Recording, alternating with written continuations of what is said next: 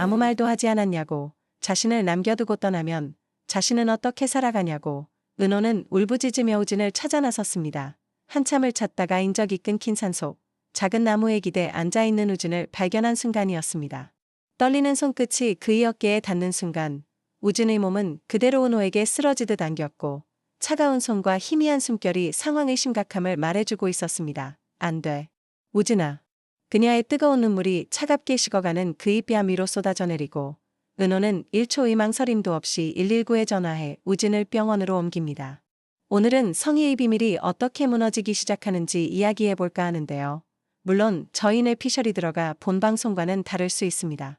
이번 회는 우진이 은호를 만나러 온 장면으로 시작됐습니다. 간이식 수술을 앞두고 우진은 성희에게 메모 한 장을 남기고 병원에서 나왔습니다. 그가 남긴 편지 쪽지에는 이렇게 적혀 있었습니다. 찾지 말라고, 조용히 죽을 거라고, 엄마를 다시 볼 일은 없을 거라고, 이게 최대의 복수라고. 성희는 이성을 잃고 우진의 흔적을 찾아 나섰지만 돌아온 건 쓰레기통에서 발견된 초기화된 휴대폰뿐이었습니다. 병원을 나온 우진은 은호를 마지막으로 찾아와 담담하게 말합니다. 생모가 간이식을 요구하더라도 절대 해주지 말라고, 그리고 자신을 아껴주는 좋은 사람 만나라고. 우진은 마치 유언처럼 말하곤 사라집니다. 은호를 향한 진심 어린 걱정은 우진의 깊은 미안함에서 비롯된 것이었습니다. 그때 보육원에 혼자 남겨두고 온 기억, 그 모든 시간이 마음에 남아있었던 겁니다. 아들이 실종해 분노한 성희는 은호를 찾아와 책임을 묻습니다. 네가 죽일 사람, 얼굴은 알아야지. 네가 어떤 사람 죽이는지 알고나 죽여. 성희는 우진의 사진을 은호에게 내밀었습니다. 은호는 안 궁금해요라고 일축하며 사진을 찢어 던집니다. 하지만 그 순간 찢어지는 사진 속에서 은호는 우진의 얼굴을 발견하고 얼어붙습니다. 우진이, 은호는 믿을 수 없다는 표정으로 사진 조각들을 다시 주워봅니다. 분명 자신의 친구 우진이었습니다. 성희가 차갑게 말합니다. 어때? 죽을 만하니? 둘이 친구였더라. 정말 운명적이야. 그런데 어쩌니? 유서 써놓고 사라졌어. 순간 그 자리에 주저앉는 은호. 우진이 쌍둥이 오빠라고. 은호는 믿을 수 없다는 듯 고개를 흔들지만 사진 속 자신과 우진의 모습은 부인할 수 없는 증거였습니다.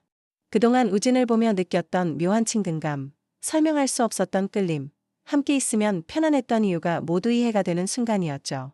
피는 속일 수 없었던 겁니다. 그래서 우진이 저한테 간이식을 받지 않겠다고 한 거예요. 은호의 목소리가 떨립니다. 우진이는 네 인생을 망치고 싶지 않았나 봐. 이어 성희는 은호를 향해 비난을 쏟아붓기 시작합니다. 너희 동네에서 택시 타는 CCTV가 끝이야. 다 너 때문이야. 네가 조금만 일찍 받아들였으면 이런 일 없었잖아. 그러니까 네 모든 기억을 총동원해서 우진이 찾아내. 은호는 그 자리에 주저앉아 무너져 내립니다. 결국은 그 책감과 슬픔을 안고 우진을 찾으려 노력해보지만 핸드폰도 안 되니 막막하기만 합니다. 그러다 문득 어제 가면서 하던 말이 떠오릅니다. 근처 숲속 오두막에 가서 쉬려고. 은호는 그제야 깨닫습니다. 아, 그 장소. 은호는 우진을 찾아 헤매며 울부짖었습니다. 어제 나한테 다 말했어야지.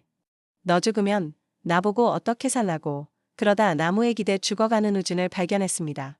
한편 상철은 정년퇴직 후 처음으로 면접을 보러 갔습니다. 면접관이 왜 지금 다시 시작하려 하십니까? 라고 묻자 그는 조용히 말했습니다. 이제라도 가족들에게 떳떳한 아버지가 되고 싶어서입니다. 늦은 나이에도 포기하지 않는 그의 모습은 화려한 날들이라는 드라마 제목의 의미를 다시 느끼게 합니다. 집으로 돌아오던 상철은 술집에 혼자 있는 지혁을 발견하고 들어갑니다. 그는 오랜 시간 망설였던 말을 어렵게 꺼냅니다. 미안했다. 고등학교 시절 지혁의 방을 할아버지께 내준 일, 유학 약속을 지키지 못한 일. 상철은 그때는 미안하다라는 말을 하면 아버지를 원망하는 것 같아 하면 안 된다고 생각했다고 고백했습니다. 하지만 이제야 아들이 원했던 것이 그 말이었다는 걸 깨달은 거죠. 지혁이 다진한 일인데요 뭐 라고 말하자 상철은 다시 고맙다 고 덧붙입니다. 오랜 시간 굳어있던 부자관계가 조금씩 풀리는 순간입니다. 이 장면은 진심 어린 화해의 분위기를 만들며 지혁은 생각을 바꿉니다. 아버지 친구의 부고를 들은 뒤 혹시 우리 부모님도 어느 날 갑자기 떠나시면 어떡하지? 라는 두려움이 생긴 거죠. 그는 후회하지 않겠다는 마음으로 결혼 전까지는 집에 남기로 결심합니다. 상철은 그 말을 듣고 아들의 마음을 느끼며 흐뭇해합니다. 부자 사이의 늦은 화해가 드디어 시작되는 행복한 순간이었습니다. 한편 성재는 신발레 피해 소재가 평소보다 낮은 등급이 쓰인 걸 찾아냈습니다. 이를 보고받은 박진석은 노발대발하며 오래 거래하던 업체 사장이 진심으로 사과하는데도 계약을 바로 해지해버립니다.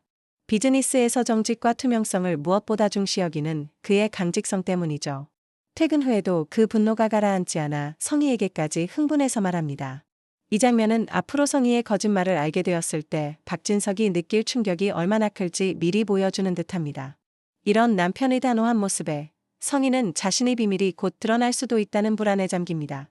또한 성재는 요즘 수빈에게 맞추기 위해 신세대 스타일을 시도하며 즐거운 시간을 보내고 있습니다. 하지만 다음 회차에서는 성재가 은호의 병문안을 가려다가 수빈이 질투를 느끼며 두 사람 사이 작은 균열이 생길 듯합니다. 은호는 구급차를 타고 가면서 우진의 손을 잡고 말합니다.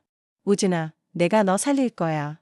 내가 간을 줄게. 성희에게 복수하기 위해 간이식을 거부했던 은호. 하지만 우진이 자신의 쌍둥이 오빠라는 사실을 알게 된 후 은호는 생각을 바꿉니다. 한편 화려한 조명 아래 우아한 드레스를 입은 옥내 여사는 당당하게 워킹 연습을 합니다. 이 소식을 멀리 미국에 있는 장수에게도 전하고 장수는 멀리서 그녀를 응원합니다. 한때는 자식들에게 폐만 될까봐 눈치를 보고 쓸모없다는 생각에 우울해하며 무료한 나날을 보냈던 옥내 여사. 하지만 아르바이트를 시작하고 새로운 취미를 찾으면서 다시 활력을 되찾았습니다. 이 장면은 나이가 들어도 언제든 도전할 수 있고 누구에게나 화려한 순간은 찾아온다는 걸 보여주는 아름다운 장면이었습니다. 우진이 병원으로 옮겨지고 다행히 의식을 찾았습니다. 그러나 몸 상태가 안 좋아진 우진은 바로 수술하긴 어려웠습니다. 은호는 공여자로서 준비를 시작합니다. 은호에게 사연을 들은 지혁은 은호가 안타까워 자신이 검사해보고 하면 안 되겠냐고 나서지만 아무나 할 수 있는 일은 아닌 거죠. 은호는 순이 엄마한테 자세한 내용을 말하고 순이는 더 이상 은호의 생각을 돌리긴 어렵다고 생각해 눈물만 뚝뚝 흘립니다.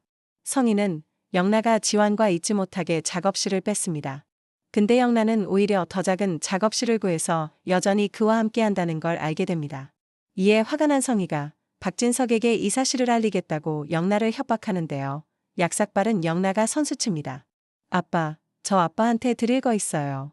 영라는 자신이 웹툰 작가로 등단했고 첫 고료를 받았다며 봉투를 내밉니다. 박진석은 의외의 소식에 뛰듯이 기뻐하며 우리 영라가 그런 재주가 있었어? 아빠가 뭐 도와줄까? 하고 묻습니다. 성희는 자신의 예상과 다르게 흘러가는 상황에 어쩔 수 없이 물러나게 됩니다. 지금까지 성희는 영라를 마음대로 휘둘렀었지만 결국 영라는 이렇게 또 한 번 성희를 눌러 그녀의 소나귀에서 벗어나 독립적인 삶을 개척해 나가기 시작합니다. 다음 회 지혁의 말을 듣던 성재가 은호의 엄마가 성희라는 걸 알게 되고 이 모든 사실을 박진석에게 말해줍니다.